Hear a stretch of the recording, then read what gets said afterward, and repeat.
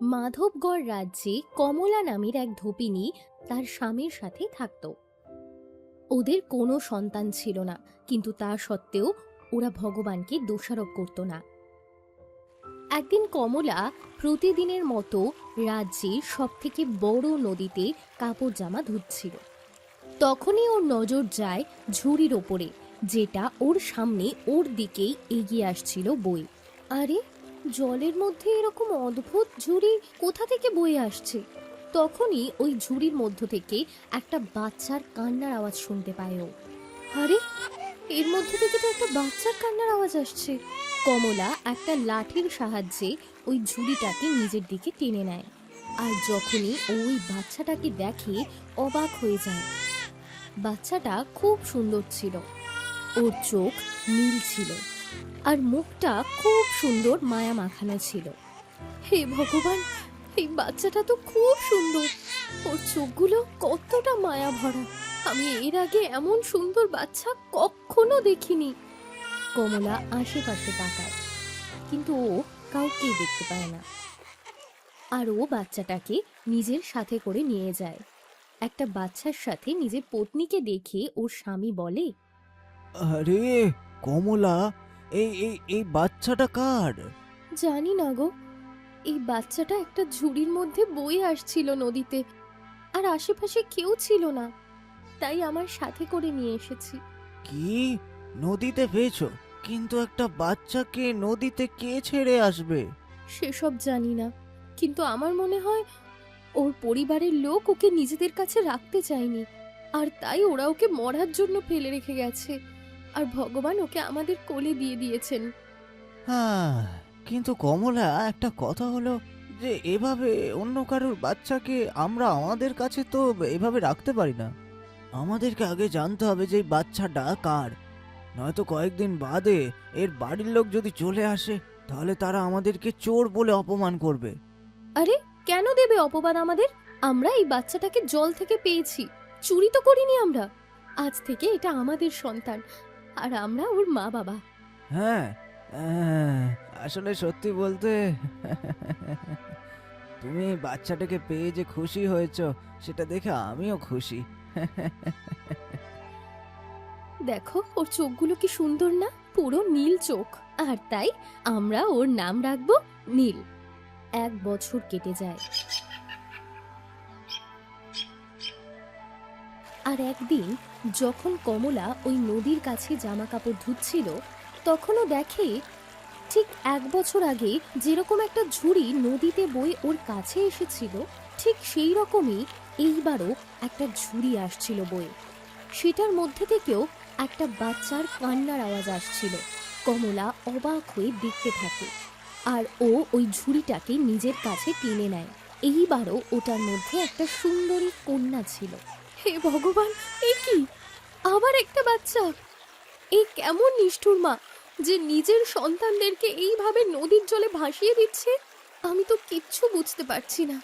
এই বাচ্চাটাকে দেখো, কত সুন্দর দেখতে, নীলের মতো এরও সুন্দর নীল রঙের চোখ।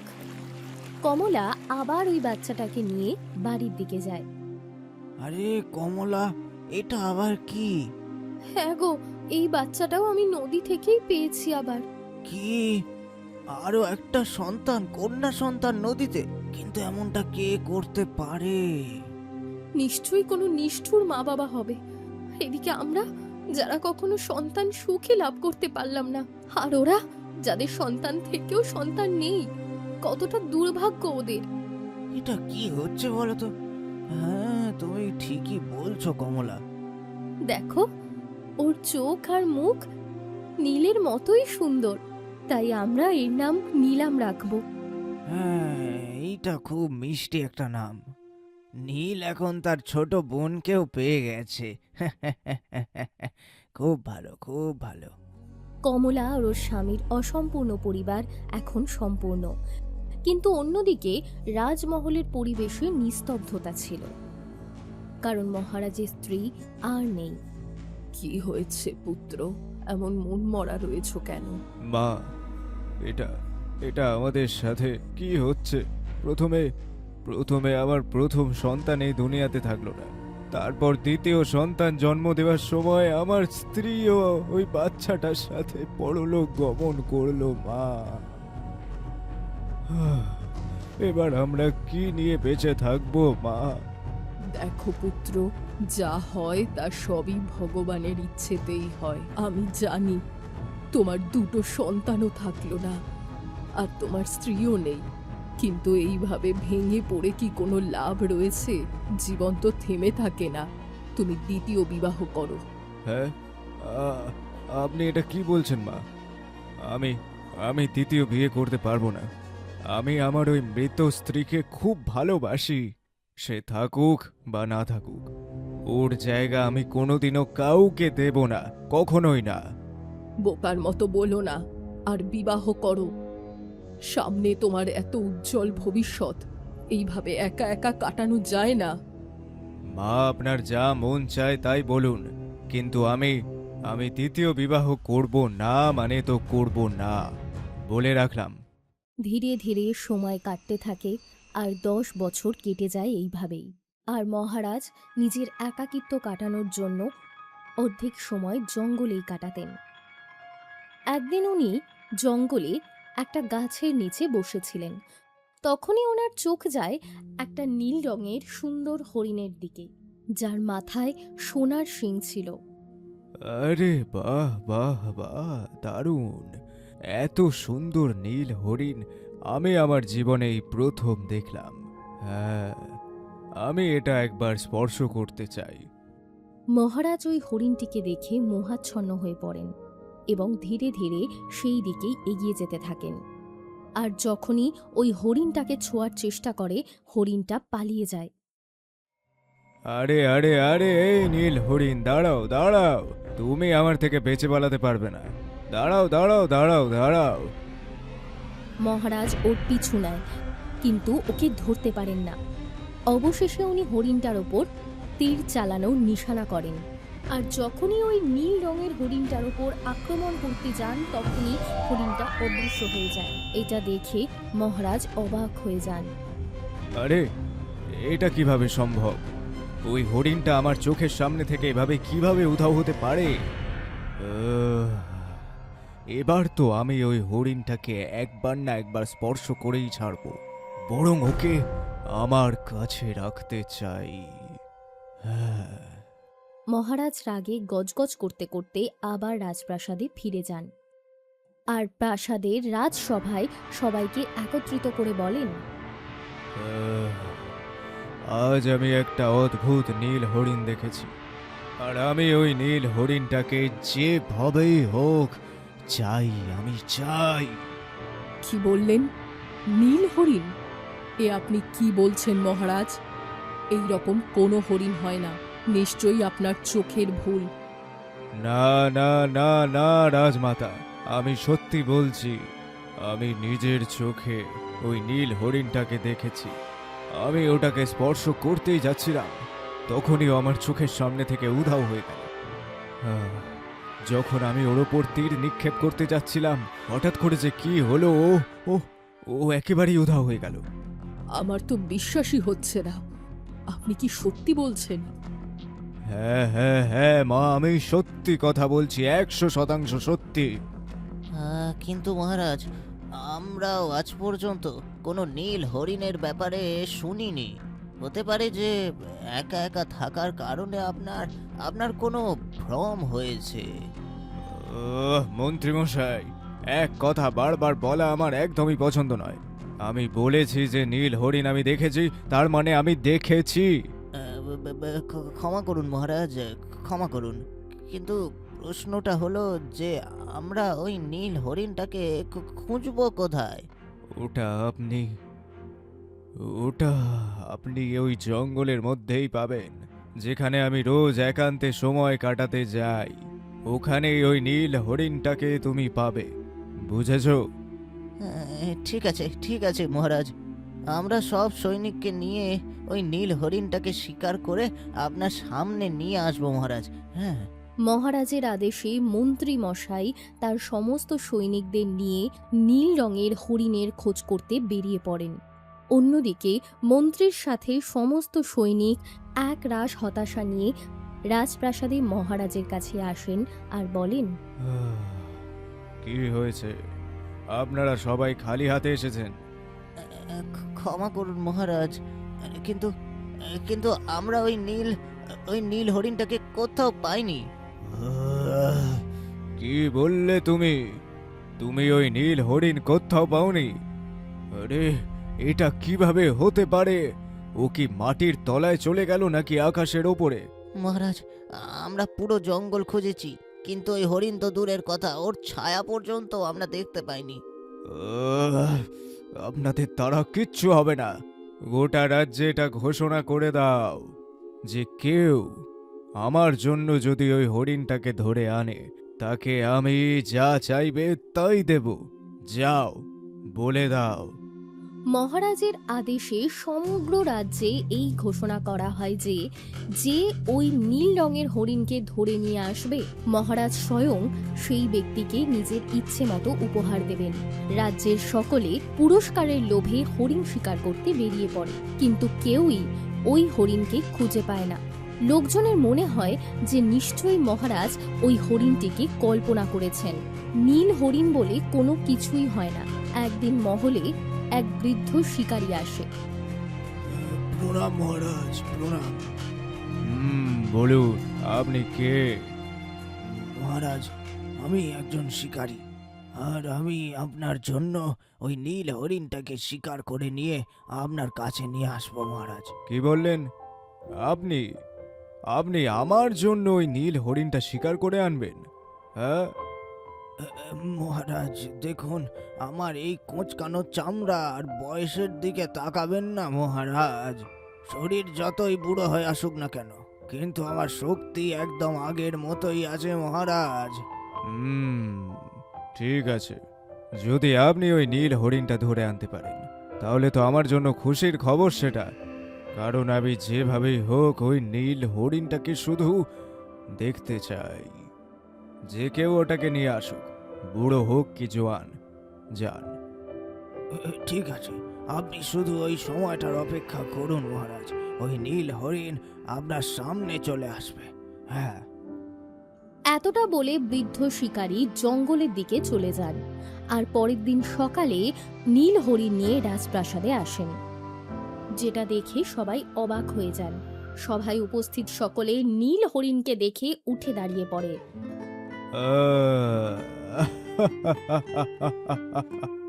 আমি বলেছিলাম যে আমি নীল হরিণ দেখেছি।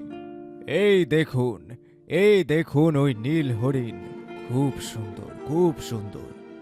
আহা, ভগবান খুব নিখুঁত ভাবে একে তৈরি করেছে। আহা, ওর মাথায় ওই সোনালি শিংটাকে তো দেখুন, অদ্ভুত, বড়ই অদ্ভুত। সত্যি খুব সুন্দর, খুব সুন্দর। এ তো সত্যি ভীষণ সুন্দর একটা নীল হরিণ, কিন্তু এটা কি করে সম্ভব? এই যে শিকারী, আজ তুমি আমার মন জয় করেছো। বলো, তুমি যা চাও বলো। শুধু একবার একে আমি স্পর্শ করে দেখতে চাই। হ্যাঁ। এতটা বলে মহারাজ ওই হরিণটার কাছে যান, আর যখনই ওই হরিণটাকে উনি স্পর্শ করেন, তখনই হরিণটা অদৃশ্য হয়ে যায়। এটা দেখে সবাই অবাক হয়ে যায়। হ্যাঁ, এটা কি হলো? এই হরিণটা কোথায় গেল? মহারাজ, আপনি বলেছিলেন যে আপনি নীল হরিণটাকে চান, যার কারণে আপনি চঞ্চল ছিলেন, আর আপনার চঞ্চলতা কমানোর জন্য আমি এই নীল হরিণটাকে আপনার সামনে শুধু নিয়ে এসেছি, যেটা আসলেই একটা ছল। ছল মানে আপনি কি বোঝাতে চাইছেন? মহারাজ, সত্যি বলতে আপনি বা আমি অথবা যে কোনো সাধারণ মানুষ এই নীল হরিণটাকে ধরতেই পারবে না। ওকে শুধুমাত্র একজন অসাধারণ রাজকুমার সেই ধরতে পারবে। ও, তাহলে কি আপনি জানেন ওটা কে? দেখুন মহারাজ, ও হলো আপনার পুত্র। কি বলছো, আমার পুত্র? কিন্তু আফসোস আমার কোনো পুত্র নেই, আর আমার আমার স্ত্রীও বেঁচে নেই। কিন্তু মহারাজ, দেখুন, আমি আপনাকে স্পষ্ট বলে দিচ্ছি, আপনার কপালে এটা লেখা আছে যে আপনার জীবনে একটা পুত্র এবং একটা কন্যার সুখ রয়েছে, যে এই জগৎ সংসারে বেঁচে আছে আর আপনার জন্য প্রতীক্ষা করছে মহারাজ। রাজ্যে সবাই জানতো যে মহারাজের 2 সন্তান জন্ম নিয়েছিল, আর 2 সন্তানই জন্ম নেওয়ার আগেই মারা গিয়েছিল। কিন্তু এই কথা শোনার পর রাজমাতার কপাল থেকে ঘাম ঝরে পড়তে থাকে। উনি রাজসভা থেকে বেরিয়ে নিজের কক্ষের একটি জানলার কাছে গিয়ে দাঁড়িয়ে পড়েন আর নিজের প্রধান দাসীকে ডেকে পাঠান। এসব আমি কি শুনছি? আমাকে বলো, বহু বছর আগে আমি তোমাকে যে 2টো বাচ্চা দিয়েছিলাম তাদেরকে তুমি কোথায় মেরেছিলে? আমাকে বলো সেই স্থান কোথায়। রাজমাতা, এ আপনি কি বলছেন? আমি তো আপনার আদেশ অনুসারে ওদের মেরে ফেলেছিলাম, জঙ্গলের পাশেই ওদের পুঁতে দিয়েছিলাম। তুমি সত্যি কথা বলছো? কারণ এই কথাটা যদি ভুল হয় তাহলে আমি তোমাকে এমন শাস্তি দেব যা তুমি সারা জীবনেও ভুলতে পারবে না। আমি আমি সত্যি বলছি রাজমাতা, আমি ওই 2 বাচ্চাকে মাটিতে পুঁতে দিয়েছিলাম। আমার চোখের সামনে থেকে দূর হয়ে যাও, না হলে ভালো হবে না। রাজমাতা তখনও গভীর চিন্তায় মগ্ন হয়ে কেটে যাওয়া ওই রাতের কথা মনে করতে থাকেন, যখন মহারাজ নিজের পছন্দের এক গরিব মেয়েকে বিয়ে করে নিয়ে আসে আর তাকে এই রাজ্যের ভাবী রানী করতে চান। এই যে রাজমাতা, রাজমাতা, আজ আমি আপনার জন্য এক চমকপ্রদ জিনিস এনেছি। এই হলো আমার স্ত্রী নয়না, এবং আজ থেকে ইনি এই রাজ্যের রানী। আমাদের আশীর্বাদ করুন যাতে আমাদের এই নতুন জীবন খুশিতে ভরে। আশীর্বাদ। এসব কি রাজকুমার? তুমি আমার অনুমতি ছাড়া বিবাহ করে নিয়েছো? আর কে এই মেয়ে? ওর বংশ পরিচয় কি? ও কোন রাজ্যের? ওর কুল কি? রাজমাতা, এই মেয়েটি খুবই সাধারণ এবং গরিব পরিবারের মেয়ে। আমার এর জ্ঞাতিক গোষ্ঠী বা পরিবার নয়, বরং আমি একে ভালোবেসেছি। এই জন্য আমি কাউকে পরোয়া না করে একে বিয়ে করেছি। ঠিক আছে, তোমার যা করার সেটা তুমি করেছো, কিন্তু আমি এই মেয়েটাকে আমার বৌমা আর এই রাজ্যের রানী বলে কিছুতেই মেনে নেব না। আমাদেরকে ক্ষমা করে দিন রাজমাতা, আপনার বিরুদ্ধে গিয়ে এই বিবাহ করা আমাদের একদমই উচিত হয়নি। কিন্তু আমি আপনাকে এই আশ্বাস দিচ্ছি যে আমি নিজের পত্নী ধর্ম আর বৌমার ধর্ম যথাযথ পালন করব। রাজমাতা রেগে গিয়ে ওখান থেকে চলে যান। কিছুদিন পর মহলে একজন জ্যোতিষী আসেন। রানী আর মহারাজ ওই সময় মহলে ছিলেন না। রাজমাতা ওই জ্যোতিষীর থেকে তার ভবিষ্যৎ জানতে চান। তো জ্যোতিষী ওনাকে বলেন যে ওনার বৌমা যে সন্তানকেই জন্ম দেবে সেই সন্তান রাজমাতার জন্য ঘোর বিপদ ডেকে আনবে। এটা শুনে রাজমাতা দুশ্চিন্তায় পড়ে যান আর নিজেকেই বলেন, এটা হতে পারে না। যদি সত্যি ওই মেয়েটার সন্তান আমাদের জন্য বিপদ ডেকে নিয়ে আসে তাহলে আমি ওকে কখনো ছাড়ব না। কিছুদিন পর মহারাজ রাজমাতাকে সুখবর দেন যে ওনার স্ত্রী অর্থাৎ নয়না মা হতে চলেছে। এটা শুনে রাজমাতার পায়ের তলা থেকে মাটি সরে যেতে থাকে আর ওনার জ্যোতিষীর কথা মনে পড়ে যায়। না, আমি এটা হতে দেব না। আমি ওই বাচ্চাকে এই পৃথিবীতে আসতেই দেব না। রাজমাতা ওনার বৌমা অর্থাৎ মহারানীর গর্ভের মধ্যেই তার সন্তানকে শেষ করে দেওয়ার জন্য যথাসম্ভব চেষ্টা চালিয়ে যান, কিন্তু উনি সফল হন না। আর যখনই সন্তান জন্ম নেয় উনি ওনার দাসীকে সন্তানটিকে দিয়ে বলেন, এই বাচ্চাটাকে নিয়ে যাও আর মাটির নিচের এত গভীরে পুঁতে দাও যেখান থেকে ও নিঃশ্বাস পর্যন্ত নিতে না পারে আর ও মারা যায়। কিন্তু রাজমাতা, যদি কেউ জানতে পারে তাহলে? কেউ জানতে পারবে না। তুমি শুধু সেটাই করো যেটা আমি বলছি।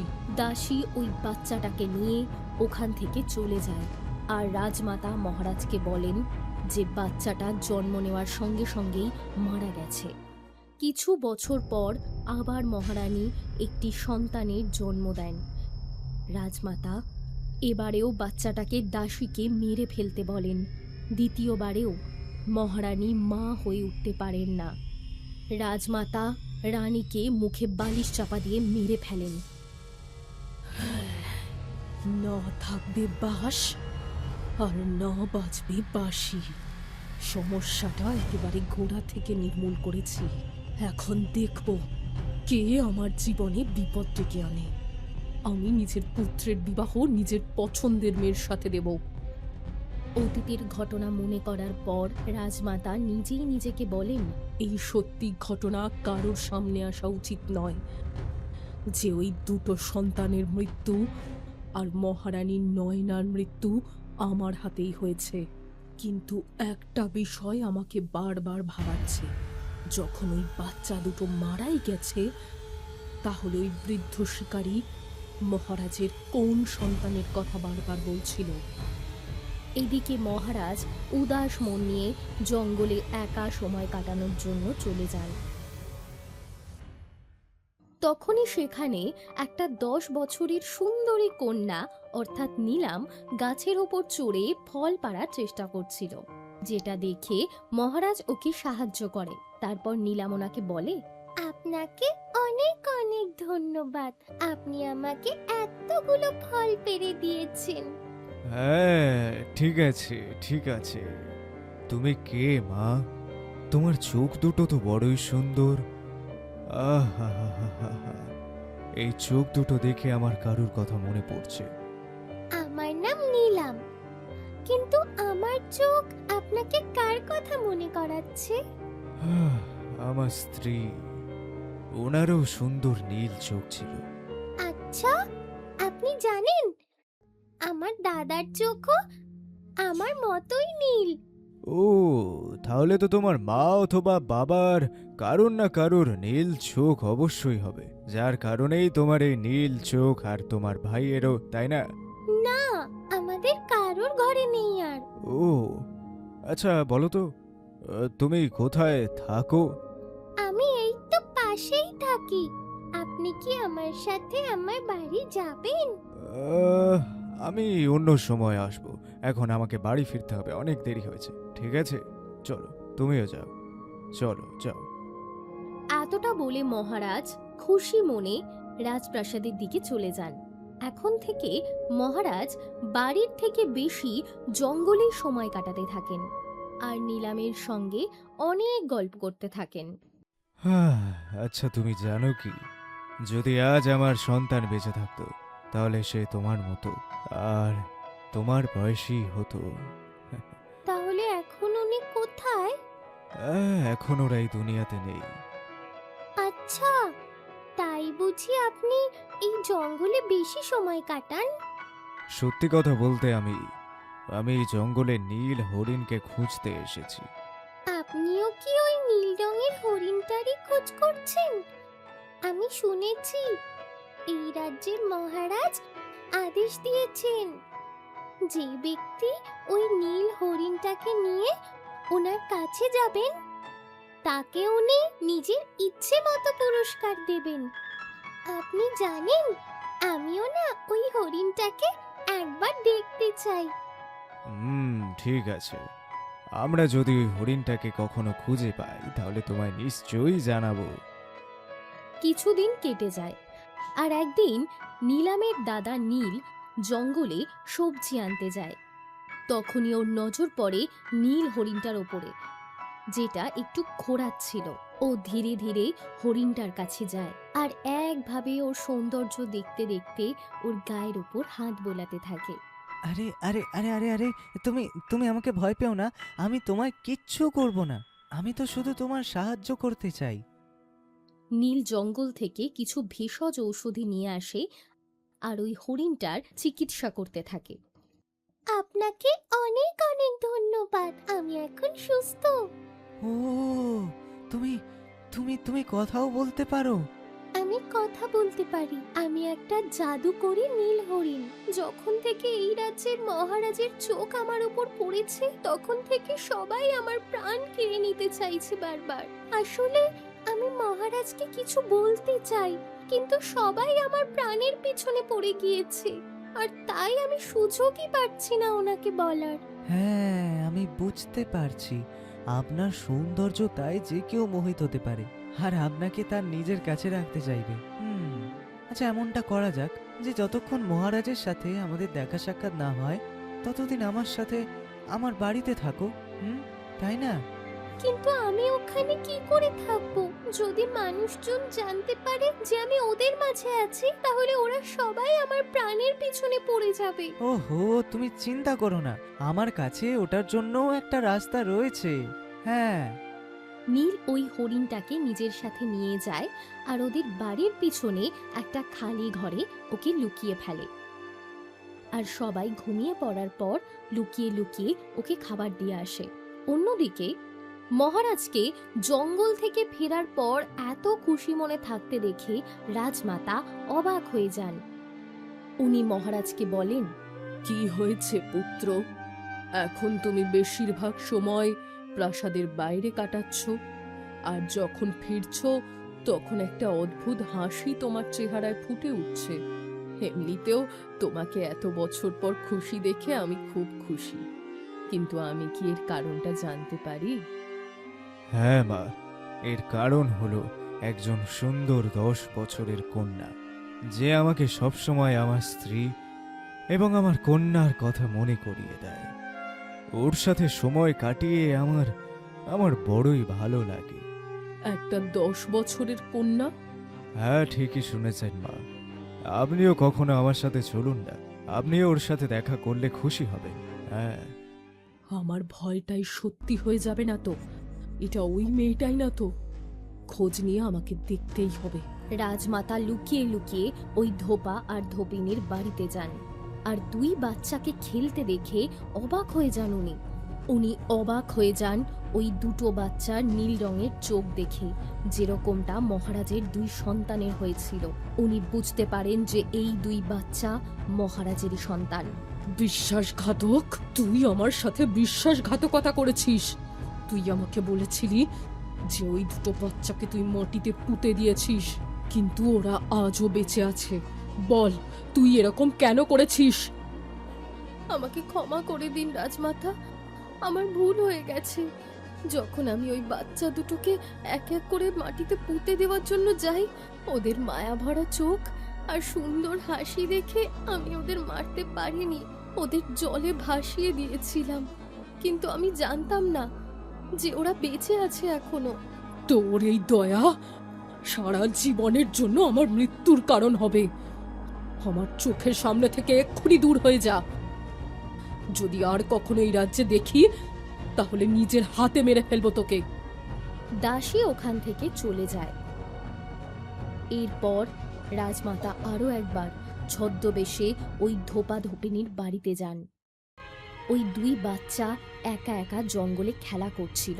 উনি দুই বাচ্চার ওপর হিংস্র সিংহ ছেড়ে দেন, যাতে কেউ জানতে না পারে যে রাজমাতাই ওই দুই বাচ্চাকে মেরেছে। যখনই ওই হিংস্র সিংহ বাচ্চা দুটোর উপর আক্রমণ করতে যাবে, তখনই নীল হরিণ ওদেরকে বাঁচিয়ে দেয়। আর এটা দেখে রাজমাতা অবাক হয়ে যান। কি? এটা তো সত্যি সত্যি নীল হরিণ, কিন্তু এটা এদের কাছে কি করছে? আরে এই বাচ্চাগুলোর প্রাণই বা কি করে বাঁচালো? তখনই রাজমাতার নড়াচড়ার কারণে ঝোপঝাড় থেকে আওয়াজ আসে। তখন রাজমাতাকে নিজের প্রাণ বাঁচানোর জন্য ওখান থেকে চলে যেতে হয়। আর এইদিকে নীলাম ওই নীল হরিণটাকে দেখে অবাক হয়ে যায়। দাদা, এটা তো নীল হরিণ। হ্যাঁ বোন, এই নীল হরিণটা আমাদের বন্ধু। হ্যাঁ। তুমি সত্যি বলছো? এ তো খুব সুন্দর। তোমাকে অনেক অনেক ধন্যবাদ নীল হরিণ। এখন কথা বলার সময় নেই। নীল, তোমরা দুজন আমাকে তোমাদের সাথে প্রাসাদে নিয়ে চলো। হ্যাঁ, কিন্তু কিভাবে? যদি কেউ আমাদেরকে দেখে ফেলে, তাহলে গোটা রাজ্য জেনে যাবে, আর আপনার জীবনের ক্ষতিও হতে পারে। হ্যাঁ। তোমরা দুজন আমাকে শক্ত করে ধরো।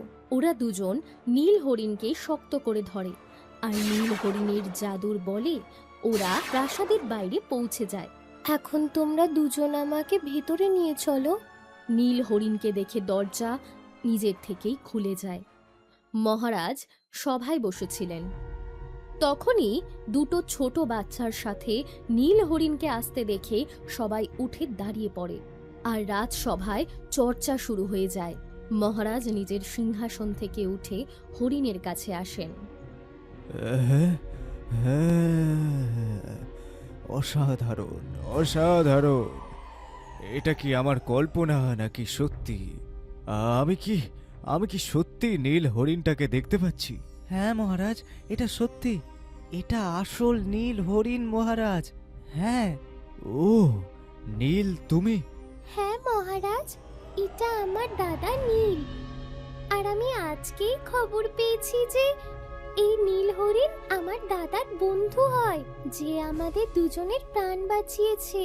তখনই মহারাজের ওই বৃদ্ধ শিকারীর বলা কথাগুলো মনে পড়ে যায়। তিনি বলেছিলেন নীল হরিণকে মহারাজের সন্তানই ধরতে পারবেন। মহারাজকে দুশ্চিন্তায় ডুবে যেতে দেখে নীল হরিণ কথা বলে।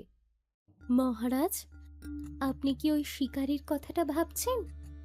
হ্যাঁ, আর তুমি কি করে জানতে পারলে? আর তুমি কথাও বলতে পারো? হ্যাঁ মহারাজ, আর ওই সাধুকে আমিই পাঠিয়েছিলাম আপনাকে সব বলার জন্য। উনিও আমাকে ধরতেই এসেছিলেন। হ্যাঁ, হ্যাঁ, যখন থেকে আমি তোমায় দেখেছি আমি চঞ্চল হয়ে উঠেছি, কিন্তু এখন তোমায় দেখে মনে হচ্ছে কোনো কমতি পূরণ হলো। বলো, তুমি কে আর তোমার রহস্যটাই বা কি? তোমার এই নীল রঙে কি রহস্য আছে? আর এই বাচ্চারাই বা কে? আমাকে স্পষ্ট করে সব কথা বলো। মহারাজ, আমি আপনার স্ত্রী নয়না, আর এই দুটো বাচ্চা আমাদের সন্তান। নীল হরিণের কথা শুনে রাজসভায় নিস্তব্ধতা ছেয়ে যায়, আর মহারাজের চোখ থেকে জল গড়িয়ে পড়তে থাকে। ওনার পায়ের তলা থেকে মাটি সরে যেতে থাকে। এটা এটা এটা এটা কিভাবে সম্ভব? হ্যাঁ, হ্যাঁ, আমাদের দুই সন্তানই তো জন্মের সময় আমাদের ছেড়ে চলে গেছে, আর আমার স্ত্রী 10 বছর আগে পরলোক গমন করেছে। আরে আমি নিজে ওর চিতায় আগুন দিয়েছি। মহারাজ, যেটা আপনি বলছেন সেটাও সত্যি, আর যেটা আমি বলছি সেটাও সত্যি। আর এই সমস্ত আপনার মা করেছেন। আপনার মা আমার প্রাণ কেড়ে নিয়েছেন, যাতে আমি আর তৃতীয়বার সন্তান প্রসব করতে না পারি। উনি আমার শরীরটাকে তো মেরে ফেলেছিলেন, কিন্তু আমার আত্মা এদিক ওদিক আমার সন্তানদের জন্য ঘুরে বেড়াতো। তখনই স্বর্গ থেকে একটা পরী আমাকে ওনার সাথে নিয়ে যাওয়ার জন্য আসেন। আমি ওনাকে অনুরোধ করি যে আমার স্বামীকে এই সত্যিটা জানানোর জন্য আমাকে সাহায্য করুন। আর আমার কথা শুনে উনি আমাকে একটা সুযোগ দিয়েছেন, আর আমাকে এই নীল হরিণ বানিয়ে দিয়েছেন।